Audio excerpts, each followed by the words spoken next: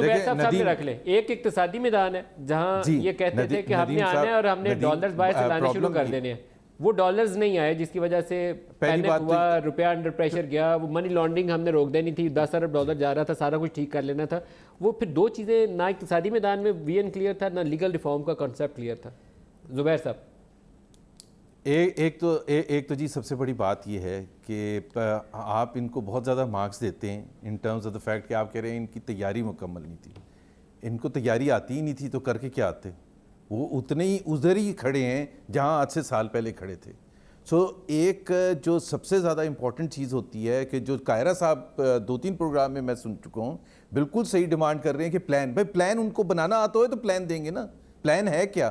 They don't even know that. اور میں ایک بڑی سمپل سی بات کرتا ہوں، یہ ابھی آپ نے منی لانڈرنگ کی بات کی، ان کے 2 منسٹرز نے آ کے 3 دن پہلے پریس کانفرنس بھی کی کہ $10 بلین ہم نے آئیڈینٹیفائی کر دیے منی لانڈرنگ میں سیونگ.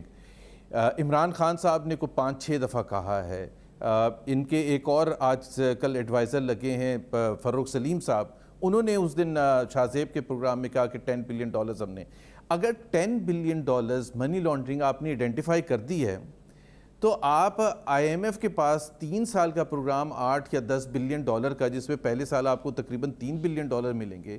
تو جب آپ منی لانڈرنگ سے 10 بلین سیو کر رہے ہیں تو پھر آپ قوم کو اس چکی میں کیوں پیسنا چاہ رہے ہیں جو آئی ایم ایف کی وجہ سے ہمیں برداشت کرنی پڑے گی، جس میں تمام چیزیں ہمیں روپی کو بھی ڈی ویلیو کرنا پڑے، پرائسز بھی بڑھانی پڑے، بجلی بھی بینک کرنی پڑے.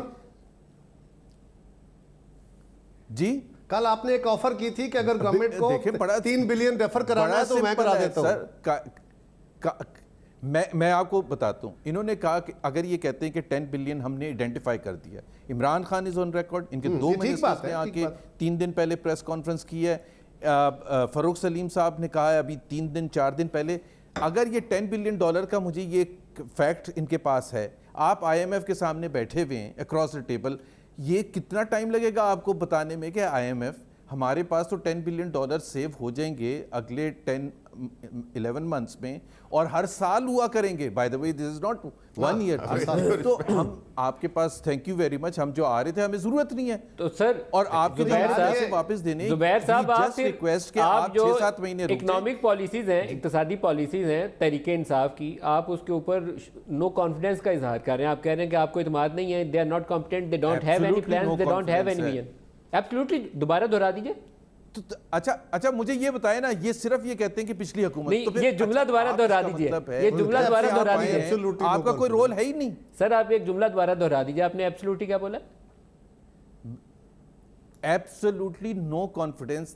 اٹس اے ٹیم جس کا لیک کرتا ہے ویژن، کمپٹنس، ہر لحاظ سے. ویسے زبیر صاحب یہ اکانومی کے حوالے سے تو اسد عمر ہی تھے، سارا کچھ سمجھے، وہ تو اس گورنمنٹ کے سارا کچھ کرتے تھے. میں اسی بات پہ پریشان ہوا ہوں کہ سارا نو کانفیڈنس انہی کے ذمہ تھا، بلکہ گورنمنٹ آنے سے پہلے ہی توقع تھی، یہ پتا تھا ان کو کہ وہ آ رہے ہیں، اور وہ بلکہ شیڈو منسٹر کے طور پہ کام کر رہے تھے.